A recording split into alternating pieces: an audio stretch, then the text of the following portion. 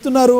కానీ ఈ రోజున పత్తిపాడు ప్రజలందరూ కూడా వరుపుల రాజా అంటే ఆయన ఒక నేతగా కాకుండా తమ ఇంట్లో అన్నగా, తమ సొంత కుటుంబ సభ్యునిగా భావించడానికి గల ప్రధానమైన కారణం ఏంటంటారు సార్?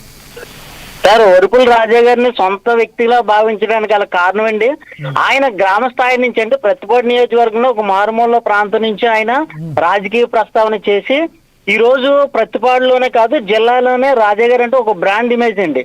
ఎందుకంటే ఆయన యువతతో ఎక్కువ కనెక్ట్ అయ్యేవారు, అలాగే చిన్న పెద్ద తేడా లేకుండా ప్రతి ఒక్కరితో కూడా సమన్వయం రాజకీయం చేశారండి. ఆయన మొదట్లోనే ఎంపీపీగా చేసి ఎంతో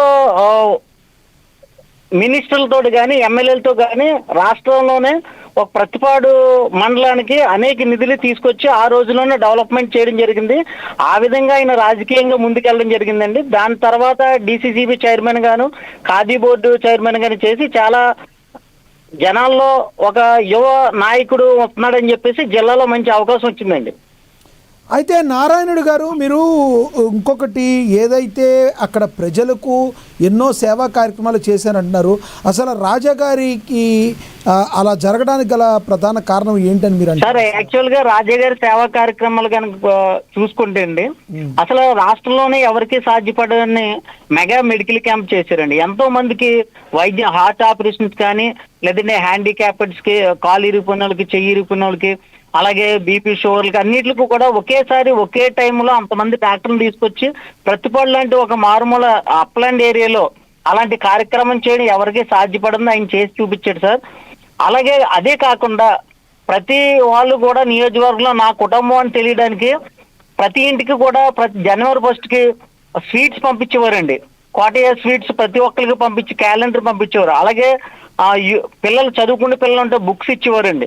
అలాగే ఎంతో మందికి నిరుద్యోగులకి డ్రైవింగ్ లైసెన్స్ పెట్టుకోవడం ఇబ్బంది అవుతుందని వాళ్ళకి లైసెన్స్లు ఇప్పించేవారు. అలాగే జాబ్ మేళా కండక్ట్ చేసేవారండి. ఈ విధంగా ఎప్పుడు కూడా యూత్ కి దగ్గరగా ఉండేవాళ్ళు, అలాగే పేదలకు దగ్గరగా ఉండేవారండి. అదే కాకుండా ఎవరైతే రాజకీయంగా ఉత్సాహంగా ఉండి యువకులు ఎవరైతే ఉన్నారో వాళ్ళని కూడా ఎంతో ఎంకరేజ్ చేసేవారండి. ఆ విధంగా ఆయన సేవా కార్యక్రమాలు తొలి దశలోనే అంటే మండల ప్రెసిడెంట్ గా ఉన్నప్పటి నుంచి ఆయన డిసిసిబి చైర్మన్ అయ్యే వరకు చేశారండి. తర్వాత 2019లో ఎమ్మెల్యేగా కంటెస్ట్ చేసి అతి స్వల్ప తేడాతో ఓడిపోవడం జరిగింది.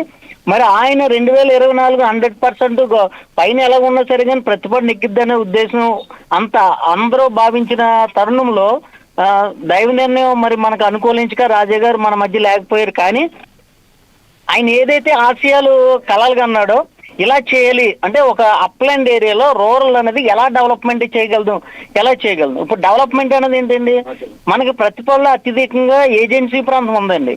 ప్రతిపాడు హైవే నుంచి లెఫ్ట్ కి ఎక్కడికి వెళ్ళినా సరే కానీ ఏజెన్సీ అండి. ఏజెన్సీ గ్రామాలకు వెళ్ళాలంటే రోడ్డు ఫెసిలిటీస్ ఉండాలి. వాళ్ళు పండించిన పంటలు కానీ, అక్కడి నుంచి పిల్లలు చదువుకోవడానికి కానీ, ఇలాగ రోడ్డు ట్రాన్స్పోర్ట్ అనేది కనుక ఉంటే డెవలప్ అవుద్దని ఆయన అనుకున్నారు. ఆయన కళలు కానీ ఆశయాలు కానీ ఆయన స్థానంలో వచ్చినటువంటి ఇప్పుడు ప్రస్తుతం ఉన్న మా ఎమ్మెల్యే గారు సత్యప్రభా రాజా గారు నిజంగా తూచా తప్పకుండా ఆయన ఎలాగైతే అనుకున్నారో అవన్నీ కూడా గత 30 సంవత్సరాల్లో జరిగిన మారుమూల గ్రామాలకు కూడా రోడ్డు ఫెసిలిటీస్ ఇవ్వడం, సిమెంట్ రోడ్లు వేయించడం, బీటీ రోడ్లు వేయించడం, డ్రైన్లు కట్టించడం. అదే విధంగా ఈ రోజు 51వ జయంతి సందర్భంగా మెగా జాబ్ మేళా నిర్వహిస్తున్నారండి. ఇది ప్రతిపాడులో ఫస్ట్ టైం అంత గ్రాండ్ గా చేయడం. ఎందుకంటే రాజా గారి యొక్క ఆశయం ఏంటంటే యువతకి ఎక్కువ అవకాశాలు ఇవ్వాలి.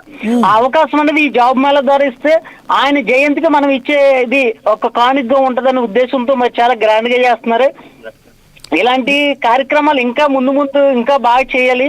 అలా చేయాలనే సరే కానీ ఆవిడకి ఇంకా మళ్ళీ ఇంకొక అవకాశం వస్తే ఇంకా బాగుంటది అనేది మా ఆశయం అండి. ఎందుకంటే రాజాగారి ఆశయం నెరవేరాలంటే ఆయన అభిమానంగా ఇంకొకసారి కనుక ఆవిడ కనుక అవకాశం వస్తుంటే కానీ ఇంకా బాగా చేస్తారని మేము భావిస్తున్నామండి. రైట్. అంటే పత్తిపాటి ఏదైతే ఉందో ఆ ప్రజలకి ఏం చెప్తారు మీరు? ఏఎన్ఎన్ న్యూస్ నుంచి ఏం చెప్తారు? నారాయణుడు గారు చెప్పండి. సార్, ఒకటే సార్, ప్రతిపాడు నియోజకవర్గ ప్రజలందరికీ కూడా నేను కోరుకున్నది ఒకటే సార్. ఎందుకంటే గతంలో ఏ ప్రభుత్వం అయినా ఒకటేనండి, డెవలప్మెంట్ అనేది ఎవరు చేశారో ఎలా చేశారు అంటే ఒకటేండి. ప్రభుత్వం ఏదైనా ఉండొచ్చు కానీ స్థానికంగా ఉన్న ఎమ్మెల్యేకు ఒక విజన్ ఉండాలండి. ఎందుకంటే వాళ్ళకి స్వార్థపూర్తిగా కాకుండా పబ్లిక్ ఎలా చేయాలి, ఈ రూరల్ ఏరియా అప్లాండ్ ఏరియాని ఏ విధంగా డెవలప్ చేయాలి. హైవే ఆనుకుని ఉందని మనకి ఆపర్చునిటీస్ ఎక్కువ ఉన్నాయి కానీ యూటిలైజింగ్ అనేది చాలా తక్కువ ఉంది. ఈ అవకాశం తగ్గించుకున్నారు. ఇండస్ట్రీలు అనేది అసలు లేవండి, చాలా తక్కువ ఉన్నాయి. ఇప్పుడు వస్తున్నాయి. ఒక ఆక్వారంగం ఒకటే మనకు కనిపిస్తుంది, కానీ ఇంకా బోళ్ళు ఉన్నాయి. అలాగే మనకి మైనింగ్స్ ఉన్నాయండి. వీటిని యువతకి ఏ విధంగా అవకాశాలుగా మలచగలుగుతాం అనేది బాగా ఆలోచించి, ఎప్పుడైతే ఎంప్లాయ్మెంట్ అనేది పెరిగిందో ఆ కాన్స్టిట్యున్సీ, ఆ ఏరియా కూడా డెవలప్ అవుద్దండి. అలాంటి అవకాశాలకి ఆలోచించేదండి. ఇప్పుడు మా సత్యప్రభ రాజయ్య గారు MBA చేశారండి, ఒక విద్యావంతురాలు కాబట్టి. అలాంటి విద్యావంతురాలకు కనుక అవకాశం ఇచ్చినప్పుడు ఏ స్వార్థం లేకుండా తన భర్త యొక్క ఆశయాన్ని నెరవేర్చడం కోసం ఆవిడ అహర్నిశలో, ఎందుకంటే ఆవిడ ఆపరేషన్ చేయించుకున్న తర్వాత కూడా రెస్ట్ లేకుండా ఎవ్రీ టైం పబ్లిక్ లోనే ఉంటారండి. ఆవిడ పబ్లిక్ లో ఉండడం వల్ల ఏంటంటే పబ్లిక్ సమస్యలు తెలుసుకుని ఆవిడ ఎక్కువ సర్వీస్ చేయడానికి అవకాశం ఉంటుంది. కాబట్టి ఎవరు సర్వీస్ చేస్తే వాళ్ళకే మెజారిటీ, వాళ్ళకే మనం సపోర్ట్ చేయాలి. కాబట్టి మనకి ఎప్పుడు కూడా ఒక లేడీ అయినా సరే కానీ ఆవిడ ఎవ్రీ టైం మాకు అవైలబుల్గా ఉండి మమ్మల్ని చాలా సపోర్ట్గా ఉన్నారు. కాబట్టి అలాంటి వాళ్ళకి ప్రతిపాదనలు మళ్ళీ అవకాశం ఇవ్వాలని మేము కోరుకుంటున్నాం సార్. ఎస్ సార్, ధన్యవాదాలండి మీ అభిప్రాయాన్ని తెలియజేసినందుకు బొండాడ నారాయణుడు గారు. ధన్యవాదాలండి. Thank you so much sir.